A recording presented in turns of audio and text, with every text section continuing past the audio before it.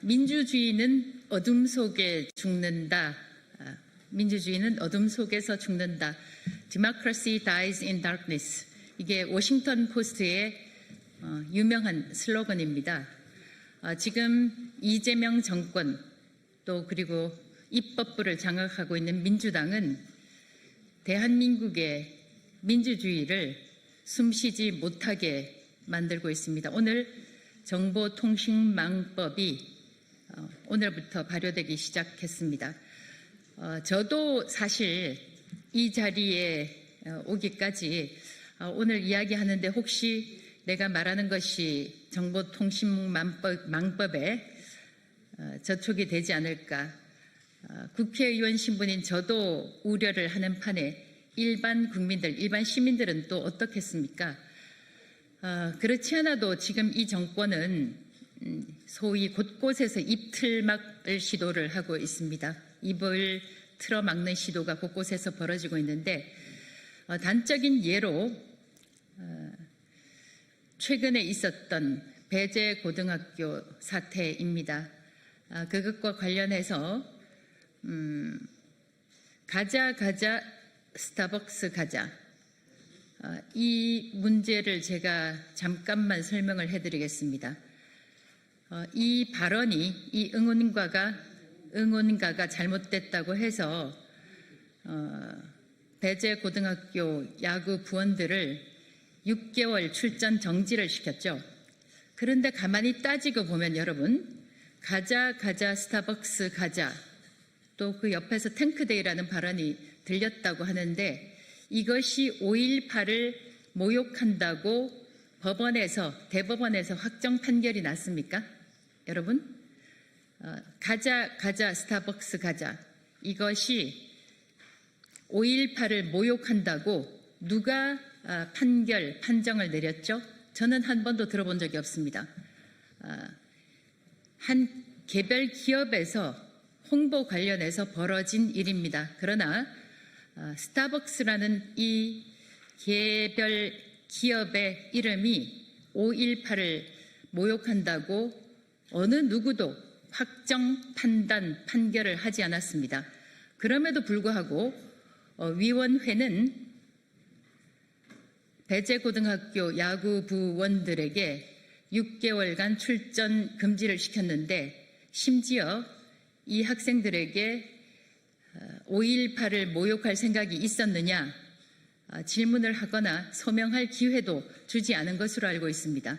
그리고 누가 무슨 권리로 이 학생들에게 가자 스타벅스 가자라는 이 표현이 5.18을 모욕할 생각이 있었니? 라고 물어볼 권한을 누가 가지고 있습니까?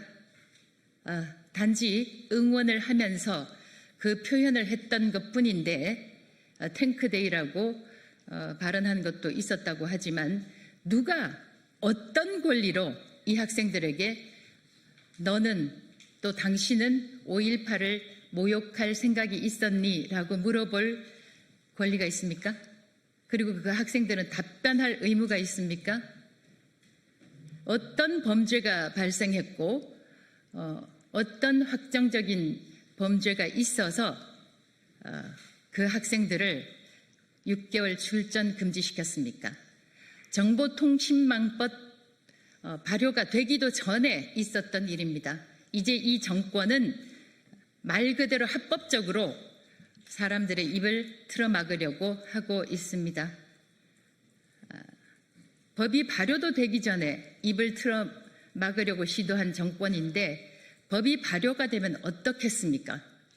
국민 여러분들께서, 시민 여러분들께서 이 법에 더 많은 관심을 가져주시고 도대체 스타벅스라는 단어 하나가 5.18을 모욕하는 것이라면 스타벅스는 한국에서, 대한민국에서 영업을 하면 안 되겠죠. 그리고 어느 누구가 그 학생들을 상대로 해서 당신은 5.18을 모욕할 생각을 가지고 있느냐라고 질문을 할 권리가 있다는 말입니까? 오늘 제 뒤에 서 있는 이 청년들이 이런 문제에 대해서 국민 여러분들께 말씀을 드리고자 합니다. 귀 기울여서 들어주시고 이 무도한 법에 대해서 많은 국민들에게 알려주십시오. 국민 여러분, 행동하지 않으면 세상은 바뀌지 않습니다. 머릿속으로만 생각하고 있으면 국민 여러분 한 개개인의 머릿속에서 멈출 뿐입니다. 행동하는 시민들만이 세상을 바꿀 수 있습니다. 예.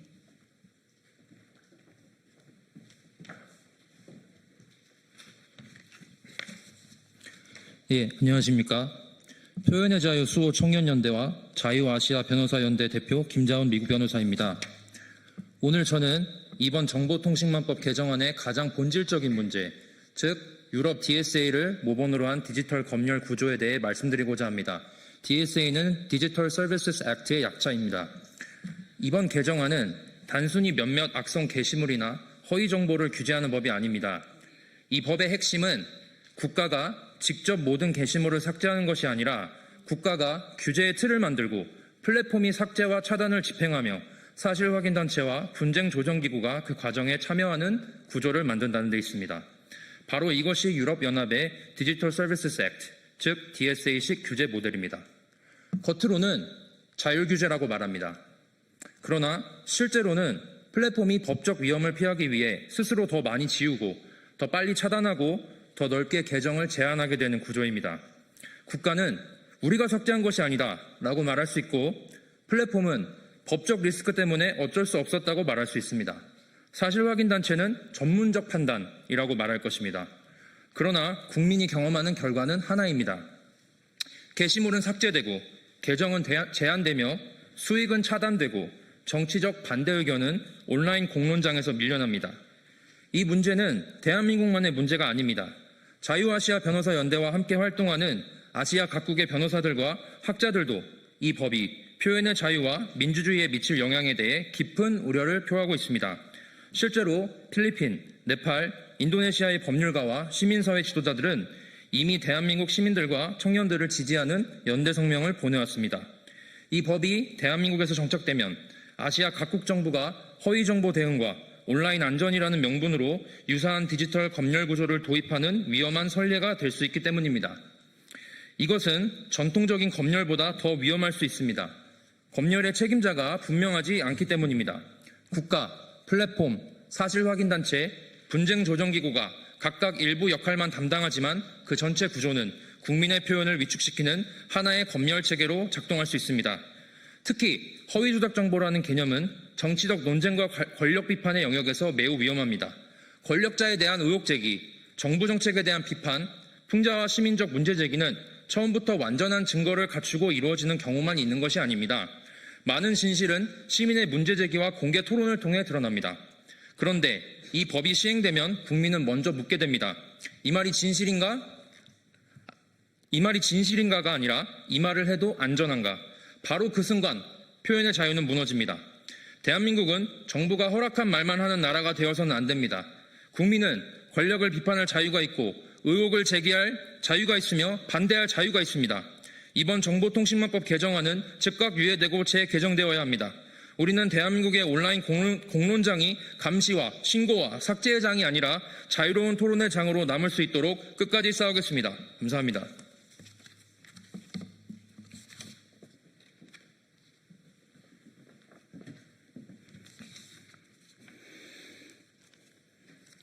네, 이 법은 허위 조작 정보라는 새로운 규제 개념을 만듭니다. 중요한 것은 허위인지 아닌지 결정하는 것은 사실상 정부라는 것입니다. 곧 정무의 입맛대로 국민들의 입에 재갈을 물리는 법안입니다. 우리나라 헌법에서는 표현의 자유를 보장하고 있습니다. 우리나라가 자유민주공화국이 맞다면 법과 제도는 자유를 보장하는 장치가 되어야지 자유를 억제하는 억제기 역할을 해서는 안 됩니다.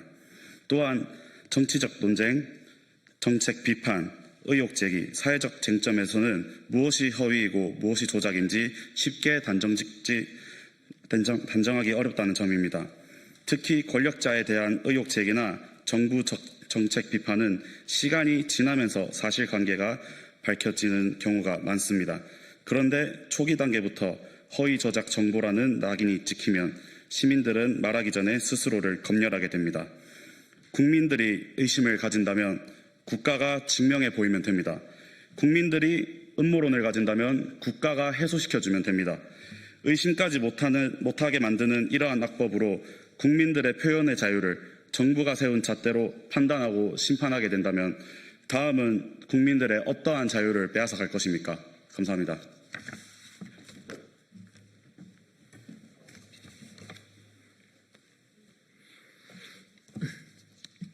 세 번째는 혐오, 차별, 선동 정보를 불법 정보로 규정하는 내용입니다. 저는 앞으로 대한민국을 살아갈 한 명의 청년으로서 이 부분이 가장 걱정됩니다.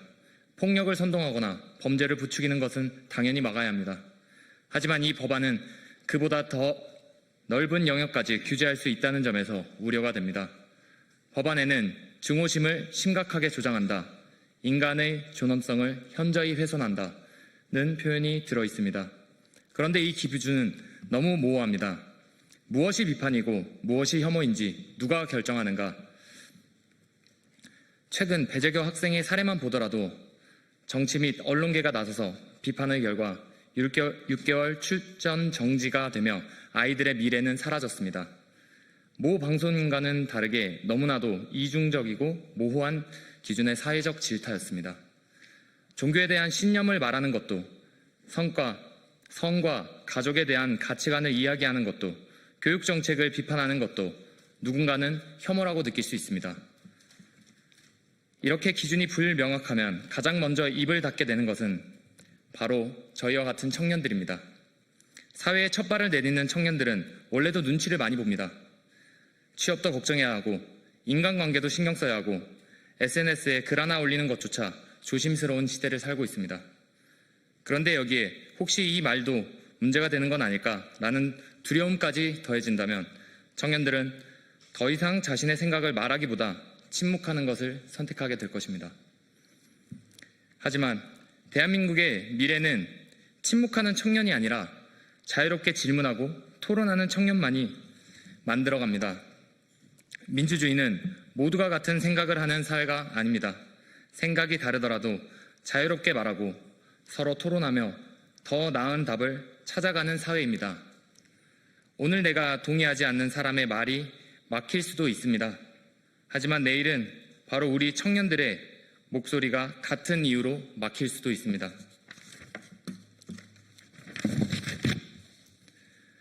저는 청년들이 눈치를 보며 침묵하는 나라보다 서로 다른 생각도 자유롭게 말할 수 있는 대한민국에서 살아가고 싶습니다. 그래서 폭력은 분명히 막되 표현의 자유까지 위축시키는 모호한 기준만큼은 반드시 신중하게 다시 살펴봐야 한다고 생각합니다. 그것이 앞으로 대한민국을 살아갈 청년 세대의 자유를 지키는 길이라 믿습니다. 감사합니다.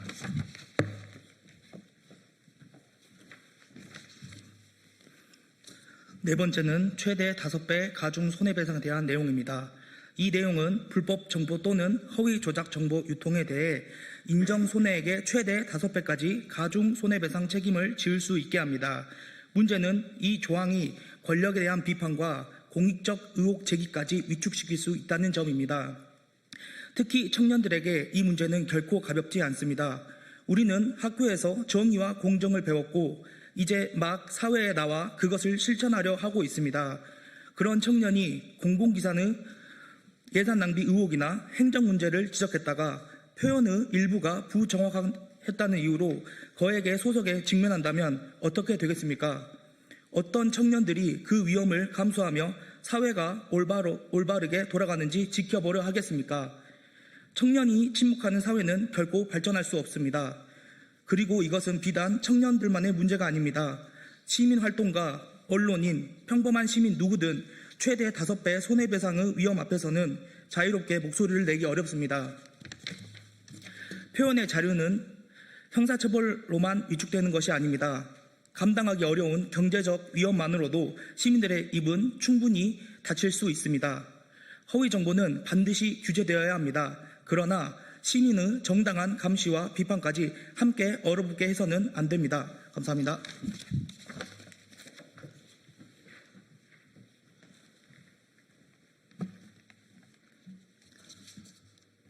다섯째, 이 법은 구체적인 손해액 입증이 어려운 경우에도 법원이 최대 5천만 원 범위에서 손해액을 정할 수 있도록 합니다. 온라인 표현으로 인한 손해는 본래 그 발생과 범위를 입증하기 어려운 경우가 많습니다. 그런데 그 어려움을 이유로 법원이 상당한 금액을 정할 수 있게 하면 표현자는 예측하기 어려운 금전 책임을 부담하게 됩니다. 결국 시민들은 혹시 손해배상 당하면 어쩌나라는 두려움 때문에 정치적인 의견 표명 자체를 피하게 될 수 있습니다.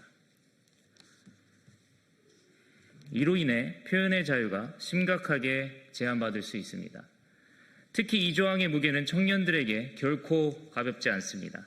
아직 사회적 기반과 경제적 여력이 충분하지 않은 청년 세대에게는 최대 5천만 원이라는 배상 가능성은 단순한 리스크가 아니라 발언 자체를 포기하게 만드는 실질적인 진입장벽이 됩니다. 더욱이 기성 언론사나 정당에는 법무팀과 조직적인 대응 자원이 있지만 정치적 의견 하나 남기고 싶어 하는 평범한 청년에게는 그런 안전장치가 전혀 없습니다. 댓글 하나, 게시물 하나에도 법적인 다툼과 거액의 배상 가능성을 감당해야 한다면 결국 법률 자문을 구할 여력이 있는 사람만 자유롭게 말하고 평범한 청년은 침묵하는 불평등한 여론장이 만들어질 수밖에 없습니다. 청년 정치 참여는 소수 기성 정치인이 아니라 자기 생각을 공개적으로 밝히고 검증받으며 성장하는 무명의 개인들로부터 시작됩니다. 청년의 정치적 견해는 처음부터 완성된 논리가 아니라 말하고 반박당하고 다시 수정하는 과정을 거치면서 계속 성숙해집니다.